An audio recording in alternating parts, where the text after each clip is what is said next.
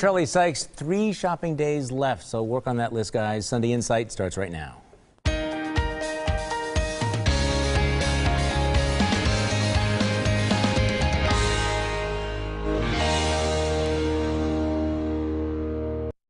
Good morning and welcome to a special year-end edition of Sunday Insight, our annual year in review show. Now this week we will look back at the biggest stories and issues of the year. Next Sunday we'll talk about the people of 2014.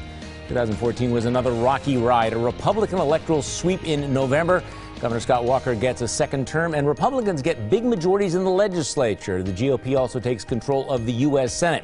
President Obama vowed to rule by pen and phone and did, issuing a sweeping executive immigration amnesty.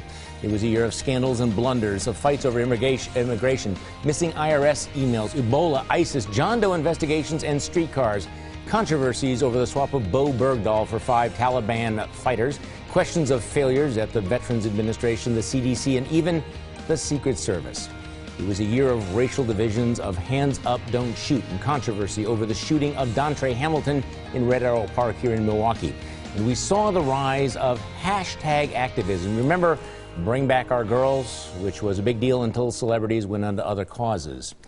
And joining me on our panel this morning, defense attorney Dan Adams, former state representative Michelle Litchens, political strategist Linda Bruin, and the managing editor of RightWisconsin.com, Colin Roth. So let's start with the big picture. What was the overriding theme of 2014? 2014 was the year of Dan Adams. I believe 2014 was the year that America got back in the groove. You know, my generation, Colin's generation, the millennials, really hit the recession 2008, really hit us hard. A lot of our friends were boomeranged back to their parents' basements. This was the year that the stock market went up, hiring went up, gas prices went down, manufacturing took off again. This is the year that America got its groove back. Happy days are here again. So, Michelle Litchens. This is the year that Barack Obama completely destroyed the Democrat Party, what was left of it. I mean, he lost over 60 seats again in this last election in Congress. The state houses, Democrat control, are down to where they were in the 1920s. He is all about himself. He is destroying his party and doesn't care to see what's in its wake. Linda Bruin, we're starting with the big picture. Well, nobody likes to talk about this, but 2014 was the year of the continued destruction of the middle class. The United States has the 4th largest wealth inequality in the entire world. More than half of our citizens make less than $30,000 a year, and the upper 5% are the wealthiest in the world. So you and Dan Adams need to compare notes here a little bit later. Colin Roth, 2014 was the year. This was kind of a return of reality on the global stage. I think it was a very dangerous year. I think we kind of lurched from crisis to crisis, and if you look around the globe, I don't see America in a better strategic position than we were when we started the year. Well, I think this was the year when things fell apart. When you think about all of the different scandals that I ran through, whether it was Obamacare, whether it was the CDC, the questions about Ebola, the rise of ISIS, this was the year when I think faith in government took a dramatic nosedive. When you think about that, the project of progressivism was convincing more and more Americans to trust government, that government was your friend. This was a terrible year. Locally, I think this was given the streetcar, this will be remembered as the year of the boondoggle. Okay, the high point of the year, or what was the best development? We'll start with you, Dan Adams. My high point of this year was in June when federal judge Barb Crabb announced that Wisconsin's ban on gay marriage was not the law of the land. That was a joyous time for many gays and lesbians, our friends in the community who finally felt like real people. High point of the year. Could there be a higher point than November 4th when the Republicans swept the entire country? I mean, we kind of saw some of that coming, but I don't think everyone knew that this sweep was going to be as strong. Linda Bruin. Well, I agree with Dan that the best high point was the Crabb decision on gay marriage, but the best development in my belief is the change, or the dramatic change in how easy and glitch-free it has been for people to sign up for the Affordable Care Act to get their insurance. 2013's rollout was disastrous. 2014 is gone with pretty much no hitch at all. High point, Colin Roth. Yeah, as a political person, I got to agree with you. The midterm election night was pretty fun, and you saw, GOP governors basically, run the table. You saw a return to the power in the Senate, and you saw, a personal favorite of mine was kind of the War on Women campaign message go down in flames. I agree absolutely with you. I think, and also one of the real high points was, leaving aside Washington, the revolution in the state legislatures, which we have talked about before, and I think that is also an undercovered story, how dramatic that was. Okay, so what was the low point? What was the worst development of the year, Dan Adams? My low point was the YouTube beheading of James Foley, a guy with Wisconsin ties, a Marquette grad, a courageous person, and it really reminded us that Islamofascism is still an ideology in parts of this world, and we need to defeat it. Michelle Litchens. Just watching the continual constitutional abuse being overrun by the president, whether it be the IRS scandal, the wiretapping, amnesty, what's going on with Cuba, and that no one seems to be on the left, or the media seems to be stopping the president. Well, mine's the continued rise of ISIS. 2 years ago, they were nothing. Now they are the wealthiest, most powerful, and most active terrorist organization in the world, and nothing anyone has done so far has stopped them. So they're not the junior varsity anymore? No. Call it off. I think it was kind of the rioting and the frustration and the anger that came out of the Ferguson decision, and it's just, I think it's deeply unsettling to see civil society really break down when there's such hopelessness, such anger, and such frustration, regardless of what one thinks of that decision. It was really unsettling to see that. I agree with almost everything everybody said. I think the worst development of the year, though, was the rise of the hashtag activism, which is the rise of absolutely pointless, narcissistic, activism, claiming to be about something, but also, more specifically along those lines, the re-emergence of Al Sharpton as an agent provocateur of racial division. You think about how many decades of racial progress, I think, have been squandered by bringing somebody like Al Sharpton back to the center of the stage. All right, let's move on to the next segment of the program. We'll talk about the turning point of the year when we come back.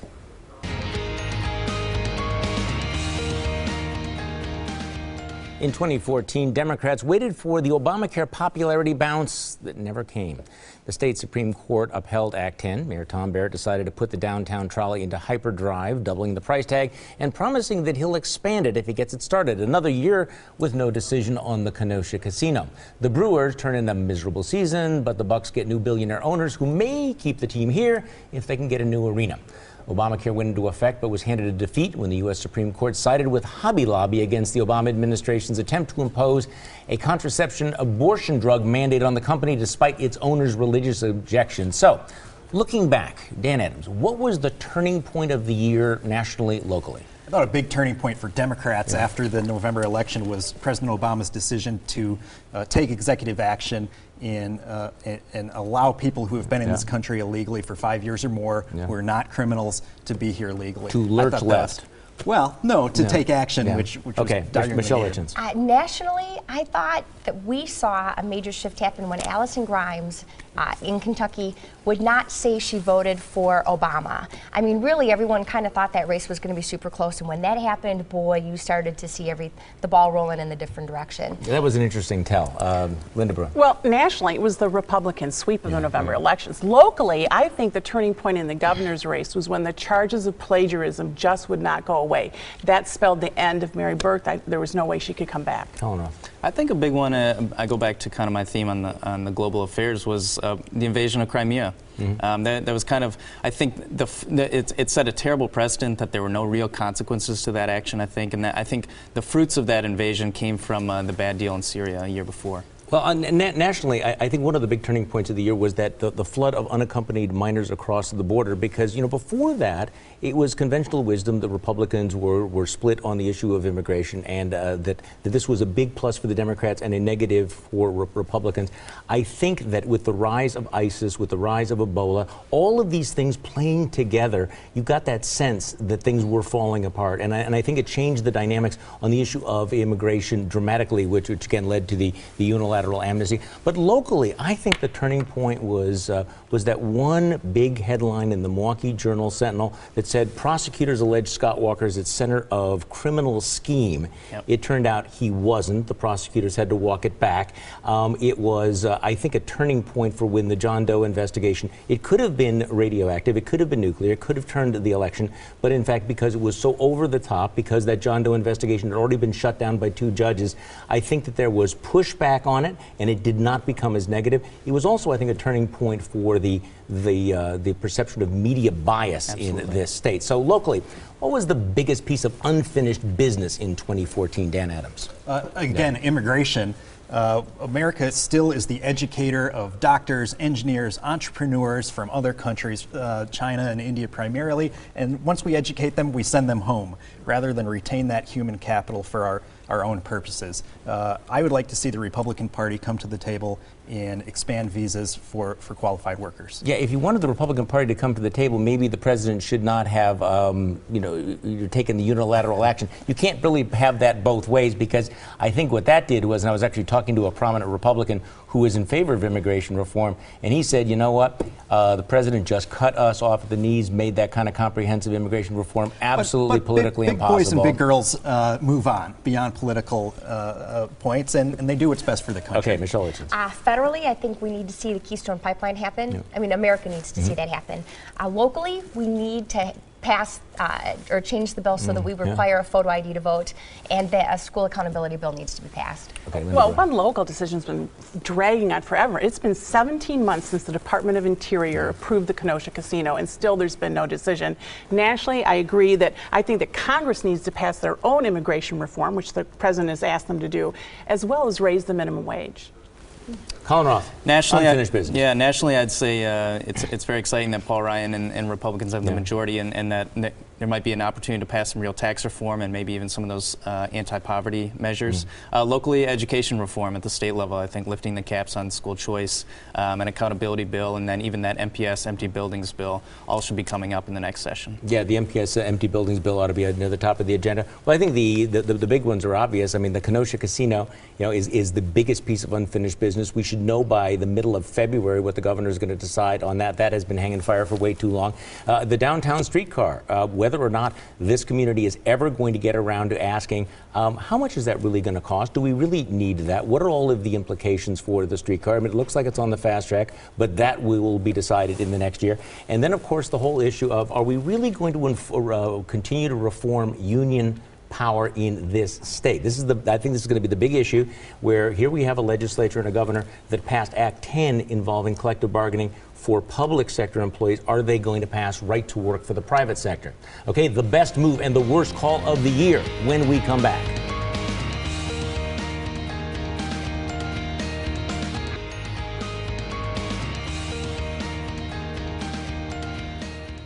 In 2014, a surge in unaccompanied minors across the southern border. ISIS rises up in the Mideast. Gay marriage bans are struck down. Milwaukee Sheriff David Clark is reelected, even though County Executive Chris Abele and former New York Mayor Michael Bloomberg went all in a campaign to defeat him. An historic media shakeup. The Journal Company merges with Scripps, a move that will separate its print from its broadcast business. The courts went back and forth on voter ID.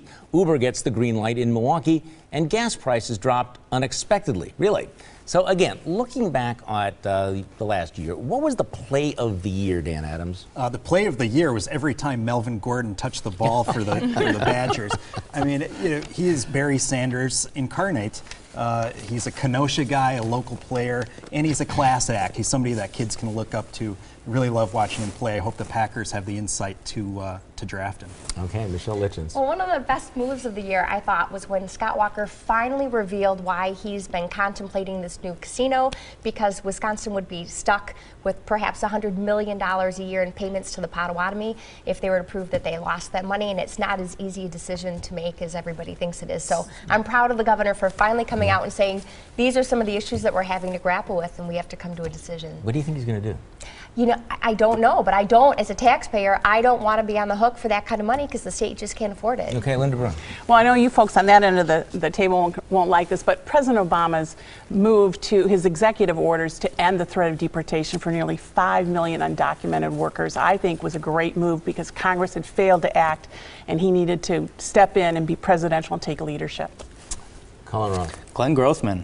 Oh. Glenn Grothman, Congressman-elect now, he had the guts to challenge Tom Petri, and Tom Petri quickly thereafter bowed out. We had a drawn-out primary, and he ended up winning. Really gutsy call, and a great call on his part. He's now a congressman-elect. Yeah, as I recall, we were present at the creation there. Nobody saw the Glenn Grothman thing coming at all. Nobody saw a primary challenge Tom Petri. If Glenn Grothman doesn't get in that race, Tom Petri is still there, and he's going to still be taking up space, being a potted plant in Congress. And then once that campaign began, I remember all of the smart people saying, well, Grothman, can't win now. Grothman's probably going to drop out of the race. And he went into that race. He didn't have as much money as some of the other folks. It is actually very, very impressive. I'm going to say, and I understand that people will disagree with me on both the right and the left, I think the play of the year was the legal challenge against the John Doe probe. In John Doe #1, John Chisholm was able to hide behind that veil of secrecy and be able to harass and threaten and intimidate the targets of that. In this particular case, you had Eric O'Keefe in the Wisconsin Club for Growth that said, you know what? We don't have to take it. We don't have to take the pre-dawn raids. We don't have to take these sweeping, the sweeping subpoenas. We're going to challenge this on constitutional grounds. And they won in the local court, but then by bringing that federal civil rights action, it resulted in some nasty headlines, but it also resulted in a national dialogue about prosecutorial overreach, prosecutorial abuses, and what the meaning of the First Amendment was. And media bias. And media bias as well. So what was the worst call of the year, the worst play of the year, Dan Adams? Roger Goodell's decision earlier this year to suspend Ray Rice for 2 games instead of the entire season, instead of maybe his entire career, and to bury basically the story of domestic violence in the NFL. Ray Rice, boy, really a creepy move by punching his fiancée, Janae. Luckily, I think justice has been done at this point.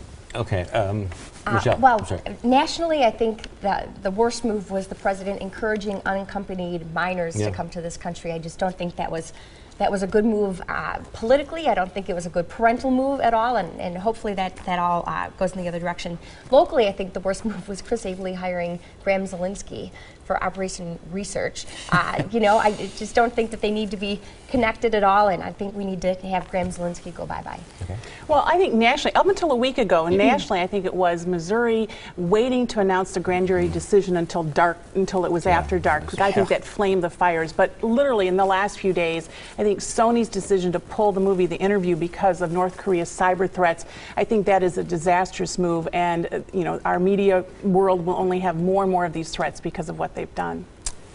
I would agree with you on the Sony. That's a terrible call. But I'll do another local one. Chris Abele and Michael Bloomberg coming into the Sheriff David Clark primary, really elevating him in the last couple of weeks by dumping in a lot of money. I actually think in a weird way they helped to save him. I actually have that in my notes as well. In fact, I have a lot of these things on the same notes. I think the Sony decision to cave is a disastrous precedent.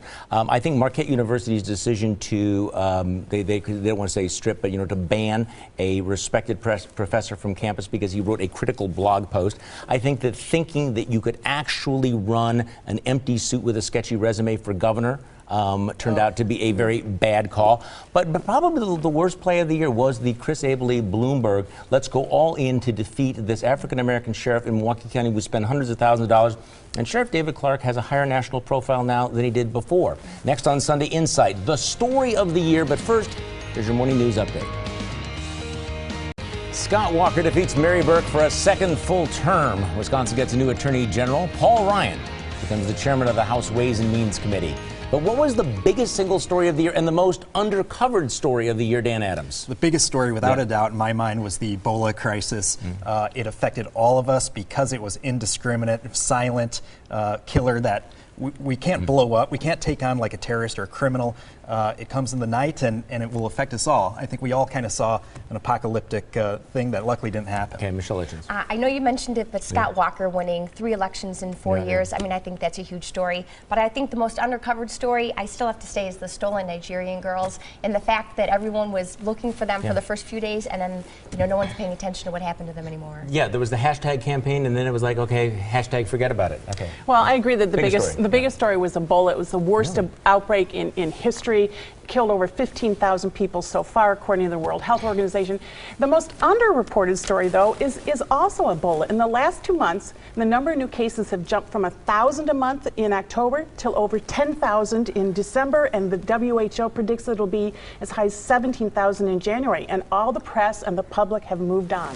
Okay, Colin Roth, biggest story and most undercovered. I think the biggest story was kind of a broad, deep, and nationwide rejection of Obama-style liberalism that we saw in the midterm elections. A local story that was undercovered was Voces de la Frontera and the union dropped their bid for unionization at Palermo's, kind of went up in smoke despite a lot of noise for the last couple of years. Well, I think the biggest story of the year was, in fact, that GOP sweep, that historic sweep, and I don't think there's really much question about that. The most undercovered stories, I have a number of different candidates for that. The actual cost of the streetcar, that would be interesting if the reporters would ask that question, and the Mary Burke resume. Think about that. She ran for governor for more than a year, and we never really knew much about her, did we? Well, now, next Sunday, we will talk about the people of 2014. Thanks for joining us. Have a great week, and a very, very Merry Christmas.